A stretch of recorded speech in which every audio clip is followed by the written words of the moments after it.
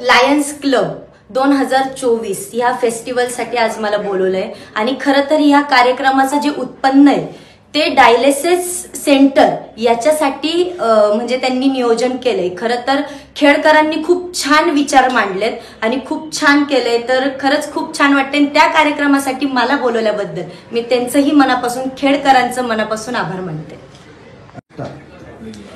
कोकणकरांनी जे मला प्रेम दिलंय ते मी आता बरेच कार्यक्रम झालेत माझे कोकणात, तर अजिबात काही गडबड गोंधळ काही झाला नाहीये। खूप छान आहेत कोकणकर लोकही, तर जसं मला नेहमी प्रेम देतात तसंच प्रेम मला कायम पुढेही द्या।